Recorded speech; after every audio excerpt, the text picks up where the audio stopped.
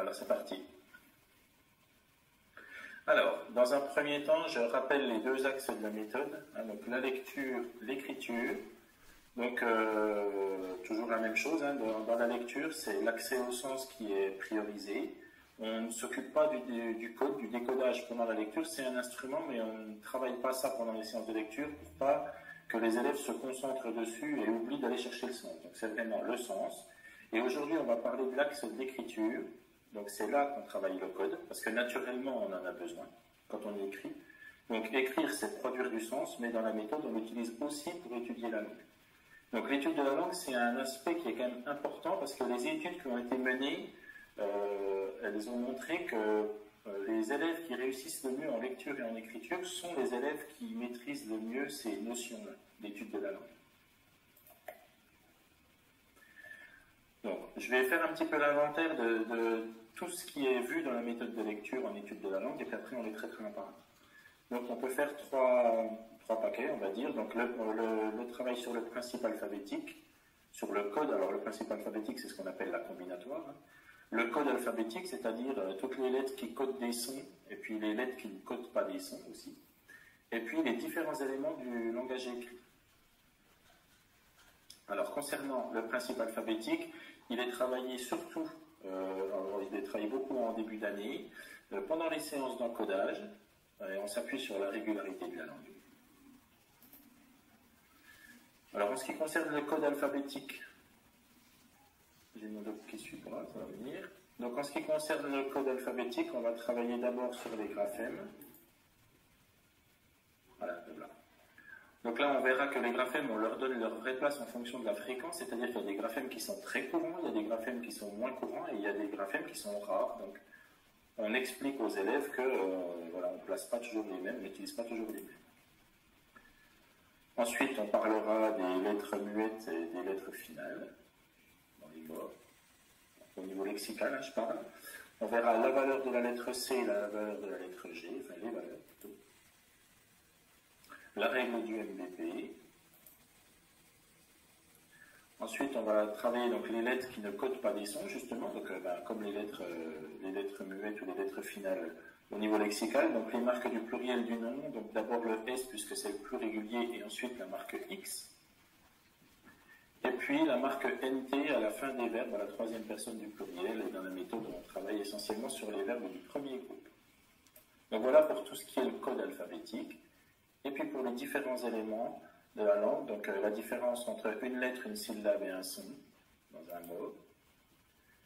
La différence entre un mot, une phrase et un texte, c'est quand on travaille la phrase, on aborde la notion de majuscule et de point. La forme négative, donc là, elle est basée sur le sens, donc sur le contraire. On travaille la nature de ces quatre natures de mots, donc le nom, le verbe, les mots outils et l'adjectif. Et pour finir, on travaille sur les pronoms personnels à la troisième personne du singulier et du pluriel. Voilà. Donc voilà l'inventaire complet, alors on y va, on les traite un par un. Alors certains ont déjà été vus, comme par exemple le principe alphabétique, ça a été détaillé dans le webinaire graphisme et encodage, donc là je ne vais pas revenir dessus. Si vous voulez le voir, là vous pourrez cliquer sur le lien et puis vous irez voir directement le webinaire correspondant. Donc je rappelle quand même qu'on on travaille sur la régularité de la langue, tout au long. Donc ce qui est important de voir ici, c'est comment on articule tout ça au fil de l'année. Donc je vais commencer par les graphèmes. Alors, je précise qu'on travaille avec la nouvelle orthographe dans la méthode. Donc, quand on étudie un son, on étudie les graphèmes, d'abord le graphème le plus courant. Donc, quand on étudie un son, on introduit toujours le graphème le plus courant. Par exemple, si je prends le son S, on apprendra aux élèves qu'il s'écrit avec la lettre S, parce que la majeure partie du temps, c'est comme ça. Dans un deuxième temps, on va apporter des graphèmes secondaires, donc c'est-à-dire des graphèmes fréquents dans les mots. Donc, par exemple, le 2S, ou alors la lettre C suivie d'un E ou d'un I. Donc ça, c'est amené avec un autre texte. Je rappelle par rapport au webinaire sur graphisme et encodage que les graphèmes secondaires, c'est ceux qu'on indique en indice orthographique aux élèves quand ils écrivent, parce que par exemple, s'ils veulent écrire Poussin, ils ne peuvent pas savoir qu'il y a deux S, donc on leur indique avant. C'est ces graphèmes-là qui sont moins courants. S'il y en a un, on leur indique sur l'écart. Et puis, par exemple, pour le SONS, on va avoir le CCD ou le SC qui sont très peu courants. Donc, quand on les rencontrera, on expliquera aux élèves que ces graphèmes-là, on ne les rencontre pas souvent. Si je prends un autre son, par exemple le son Q, dans la graphie la plus courante, c'est le C. Et dans un deuxième temps, je vais voir la graphie QU, par exemple, comme dans 4. Et si je le fais écrire équipe, ben, elle sera indiquée parce que c'est une graphie secondaire. Et par exemple, la lettre K, qui est très peu courante, eh bien, elle est présentée comme un graphème peu courant. Si je prends son I, il n'y a pas de graphème secondaire. J'ai une graphie la plus courante, c'est la lettre I, et j'ai le Y qui est présent dans seulement 1% des mots. Donc en fait, c'est un graphème rare. Donc voilà comment on introduit les sons en s'appuyant sur la régularité de la langue. Maintenant, dans la classe, comment ça se passe? Au niveau des affichages, donc là à gauche, vous voyez les affichages des graphèmes le plus courant plus les graphèmes secondaires. Donc ils sont associés ensemble. On regroupe toutes les graphies, sachant que la principale c'est le S et après on a d'autres graphèmes. Et sur la droite, en fait, on met en place un panneau qu'on appelle le panneau des graphies peu courantes, où on fait l'inventaire au fur et à mesure. Alors tout ça, c'est expliqué dans le Wikipédia. Chaque fois qu'il y a un mot à ajouter, ben, c'est marqué, tel mot a été rencontré, ajouté sur le panneau des graphies peu courantes.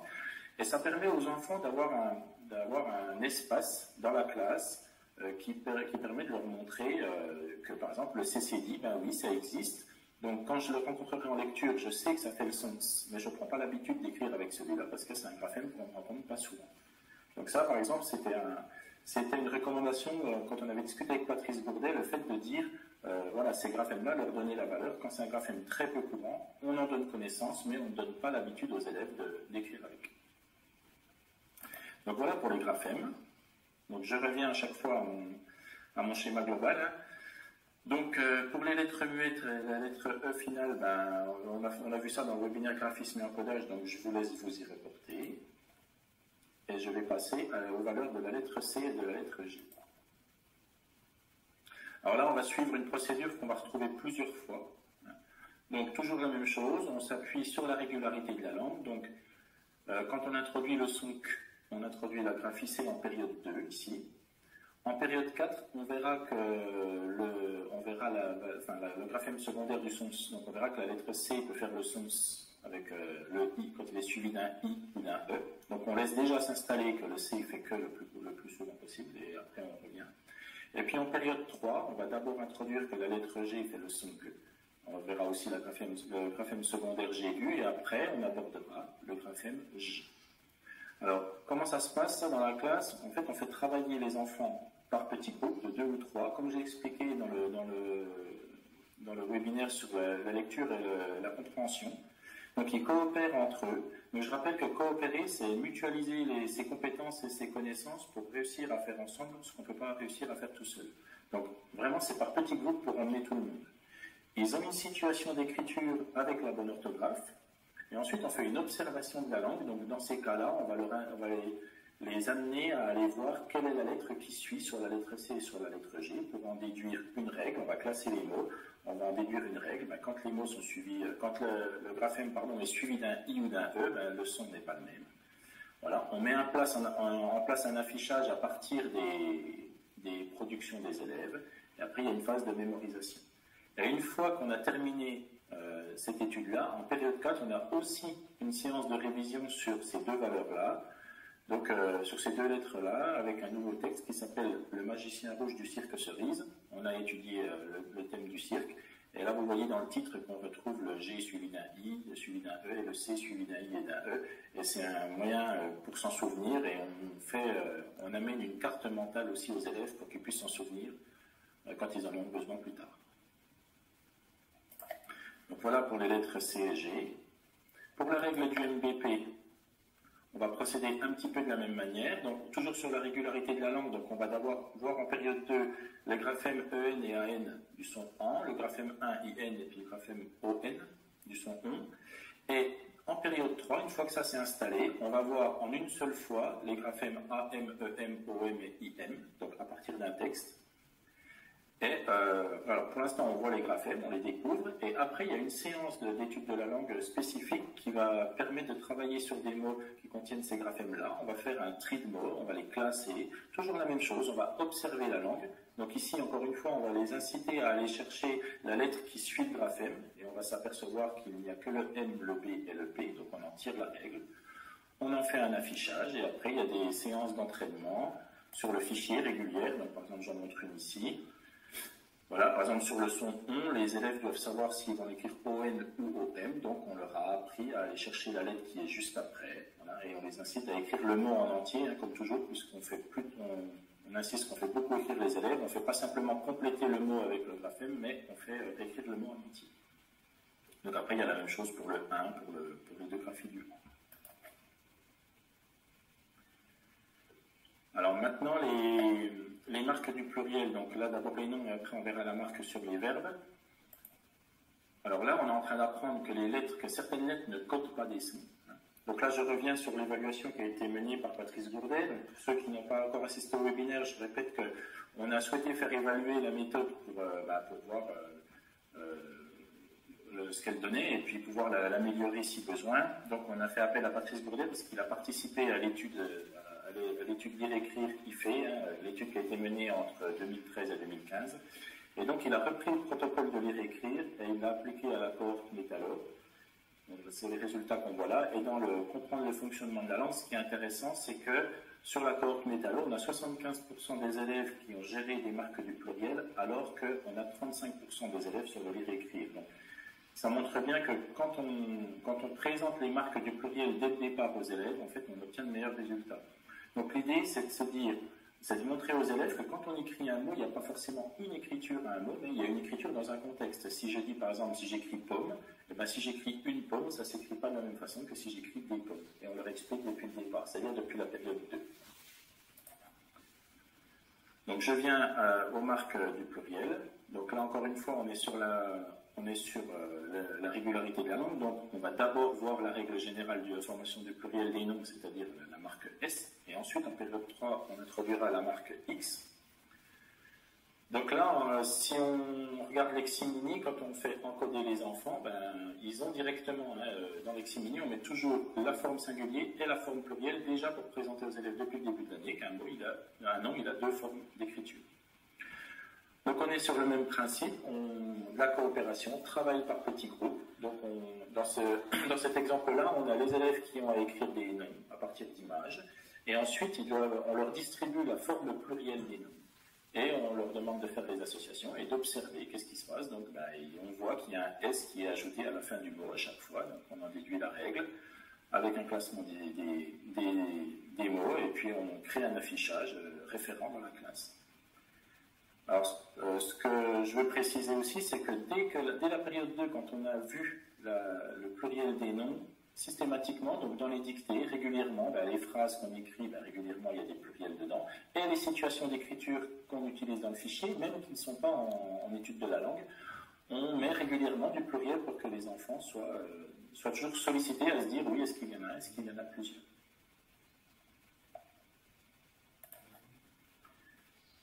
Donc je passe maintenant à la forme NT à la troisième personne du pluriel, pour les verbes du premier groupe. Donc là, on est un peu sur le même principe. Alors là, j'avais expliqué dans le webinaire dictée graphique, non, c'était dictée situation d'écriture. J'ai expliqué qu'on a fait un travail à l'oral. Donc les dictées, elles commencent en période 2. En période 2, on travaille au niveau de la phrase. Mais à partir de la période 3, on fait un travail oral parallèle. Donc c'est-à-dire que chaque fois qu'on écrit la phrase, aux enfants, on leur apprend à trouver le mot qui dit l'action de la phrase, donc le verbe. On l'identifie oralement. Et, enfin, sur la forme écrite, et en s'appuyant sur l'oral, et on pose la question qui est ce qui. Alors, on n'aborde pas la notion de sujet avec les élèves, on est axé sur le sens, on pose simplement la question qui est ce qui fait ça. Et ça, c'est un travail qui est mené en période 3, dès la période 3 jusqu'à la fin de l'année, pour amener justement ce travail sur la terminaison, puisque en période 4, on introduit le verbe dans des activités. Donc on travaille sur des verbes de consigne, il y a entourer, encadrer, barrer, écrire, etc. Il y a 6 verbes au départ, et après on élargit les verbes sur le fait que c'est une action. Voilà, donc on identifie le verbe. Et après, on va amener les enfants toujours à se poser la question, qui est-ce qui fait ça, puisqu'on le fait déjà depuis une période. Et on va leur montrer, toujours en observation de la langue, que quand il y en a plusieurs qui le font, on s'aperçoit qu'il y a une marque NT à la fin. Donc ça, c'est en période 4. Donc c'est toujours le même principe, en classe, on fait un affichage de classe. Et après, il y a des exercices d'entraînement, comme celui-là, par exemple, où l'enfant a une phrase à réécrire et il doit choisir la bonne forme du verbe. Et il y a des petits icônes au-dessus du verbe, ça va, et s'il y en a un qui fait l'action ou s'il y en a plusieurs, et ils en déduisent la bonne écriture. Voilà. Donc, on n'est pas en train de dire que tous les élèves vont mettre le ENT à la fin des verbes en fin de CP. Par contre, on s'aperçoit quand même qu'il y a 75% des élèves qui arrivent à gérer des marques duploquées, donc ça c'est quand même très important. Et puis, il y a un autre élément important, c'est le retour en lecture, parce que si on n'explique pas aux enfants cette marque ENT à la fin des verbes, c'est-à-dire que certaines fois le ENT à la fin des mots ne code pas des sons, et bien les enfants, on les incite toujours à lire en, ils vont dire grimpant ou donnant. Voilà, donc ça permet aussi en situation de lecture de se dire oui, c'est possible que ces lettres-là ne fassent pas de son.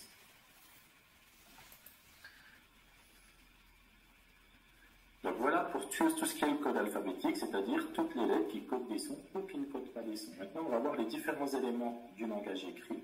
Donc je commence par lettres, syllabes, sons. Donc pour préciser ici, pourquoi c'est important, donc ça c'est pareil, c'est une recommandation de Patrice Gourdet, donc on a beaucoup discuté avec lui, qu'on a customisé un petit peu l'exercice pour le mettre dans la méthode. Si on se met à la place d'un enfant qui soit du CP jusqu'au CM2, quand il a fait une erreur, et puis qu'en tant qu'enseignant on lui dit regarde, tu as fait une erreur, si on veut qu'il puisse corriger, il faut qu'il puisse analyser son mot. C'est-à-dire qu'il faut qu'il puisse le découper en syllabes, qu'il puisse voir les sons, comment il a écrit les sons, est-ce qu'il a oublié un son, etc. Et s'il n'arrive pas à faire la différence entre une lettre, une syllabe et un son, on imagine bien qu'il va avoir beaucoup de mal à corriger ses erreurs. Et ça, c'est vraiment un point qui a été montré par l'étude IFE. Les élèves qui ont les meilleurs résultats en lecture et en écriture maîtrisent ces trois notions-là. Donc nous, on a voulu les introduire dans la méthode. Alors, on travaille en première période avec le jeu de cartes graphème phonème qui est présenté dans un webinaire précédent. Et à partir de la période 2, on introduit cet exercice-là. Donc il est fait jusqu'à la fin de l'année. C'est un travail de longue haleine. Il y a des élèves et ça met du temps, mais ça fait rien. On travaille toute l'année. Et quasiment à chaque fois qu'on introduit un graphème, on travaille un mot sous la forme que je vais vous présenter. Donc on fait un lien entre le jeu de cartes et l'exercice pour que ce soit plus facile avec les enfants. Donc je vous montre comment on procède. Alors ce que je n'ai pas dit, c'est que dans l'exercice, sur la première ligne, ils doivent entourer les lettres. Sur la deuxième ligne, ils doivent coder les syllabes. Et sur la troisième ligne, ils doivent colorier les sons. Et après, dans la case de droite, ils écrivent combien ils en ont trouvé. On trouve un code secret pour le mot. Et après, on va voir à un endroit dans la classe, le code secret est écrit quelque part. L'enfant peut aller vérifier si son code est bon ou pas. Puis il arrive à ouvrir le cadenas ou pas. Voilà le principe de l'exercice. Donc, entourer les lettres, je vais vite parce que les élèves, ils y arrivent bien. Il n'y a pas de difficulté de ce côté-là. Alors, pour coder les syllabes.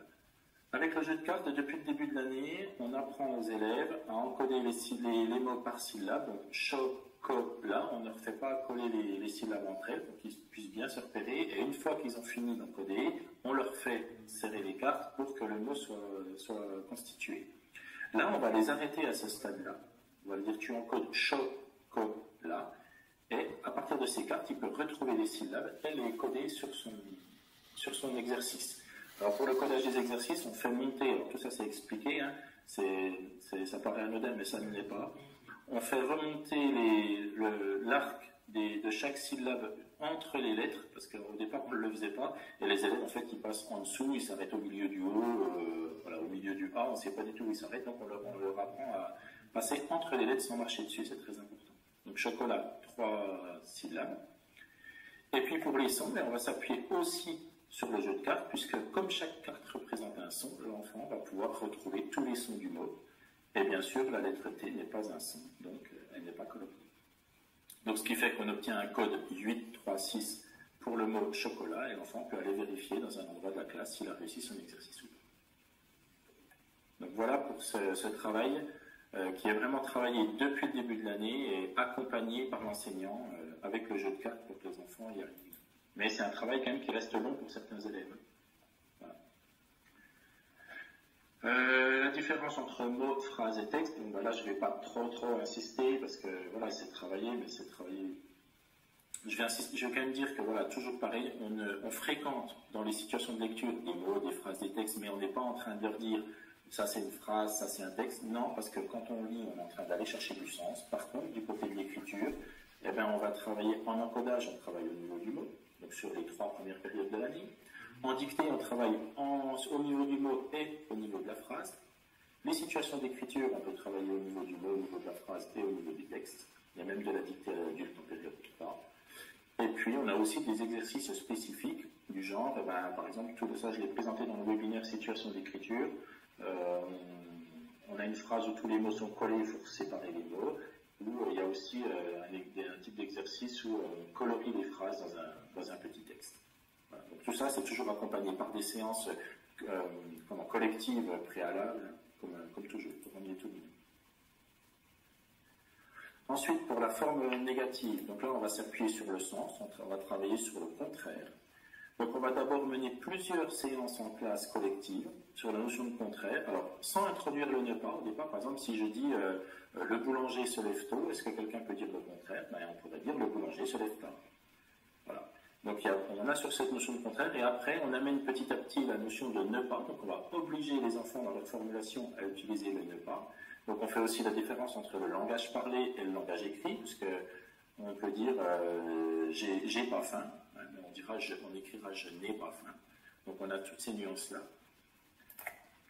Une fois que ça c'est en place, on va travailler sur des formes écrites, donc c'est toujours des séances collectives, et c'est sous forme d'étiquette. Si par exemple on dit Métallo regarde le tableau, donc on sait maintenant qu'on est obligé d'utiliser ne pas. Donc l'enfant, on formule à l'oral le contraire, Métallo ne regarde pas le tableau. On s'appuie sur la formulation orale pour passer à l'écrit, et on fait insérer les 2 étiquettes aux élèves pour écrire de la forme négative. Ça c'est pareil, il y a un affichage qui est mis dans la classe. Et une fois que ça c'est en place, eh bien, on a des exercices d'entraînement sur le fichier qui reprennent le format de ce qu'on vient de voir, c'est-à-dire de la transposition de la forme affirmative à la forme négative. Donc, voilà comment est travaillée la négation. Ensuite, pour la nature des mots, donc on a ces 4 natures-là qui sont travaillées. Alors dans cet ordre-là, enfin pas tout à fait avec le mot outil, mais on travaille d'abord le nom beaucoup en encodage sur les 2 premières périodes. Alors, on est dans les noms, hein. On associe toujours un et une, le déterminant, au nom. Et puis en période 3, on a un travail systématique qui nous permet, toujours avec du tri, toujours sur la même procédure que j'ai décrite tout à l'heure. Hein. Les élèves font un tri, on observe, etc. Et on s'aperçoit que il y a le nom, c'est soit une personne, soit un animal, soit un lieu, soit une chose. En ce qui concerne le verbe, j'en ai déjà parlé tout à l'heure un petit peu pour la terminaison NT, donc c'est travailler en dictée puisqu'on fait identifier le mot qui dit l'action.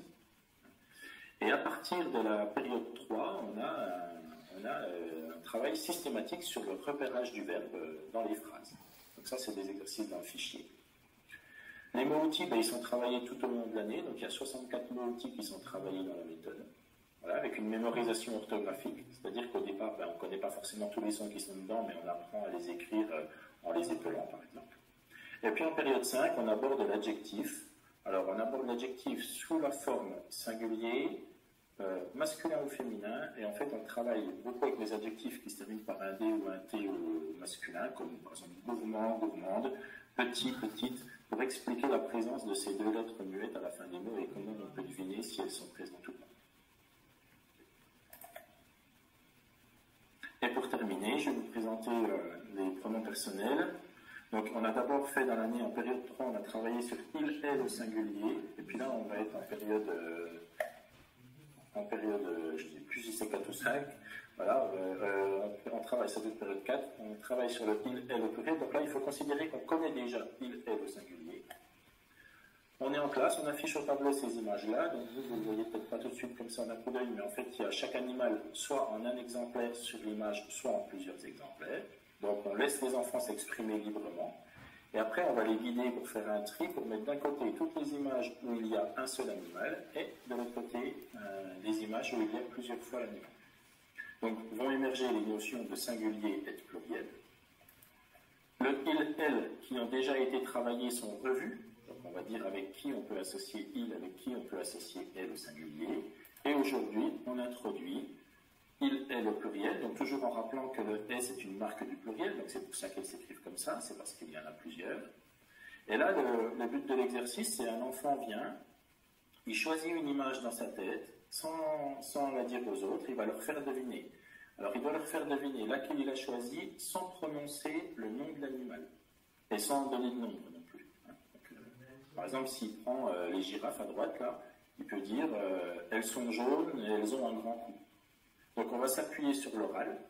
Donc les enfants vont s'appuyer sur le centre. Déjà c'est elles, mais est-ce que c'est elles singulier ou elles pluriel? Ben, j'ai dit elles ont un grand cou. S'il n'y en avait eu qu'une, j'aurais dit elle a un grand cou.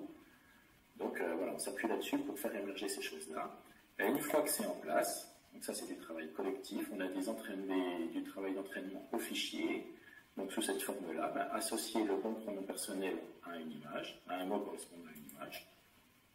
Et puis on a aussi de la transposition de phrase, toujours en faisant recopier la phrase en entier aux élèves, en remplaçant le groupe nominal par le pronom personnel. Donc voilà pour l'ensemble de l'étude de la langue dans la méthode.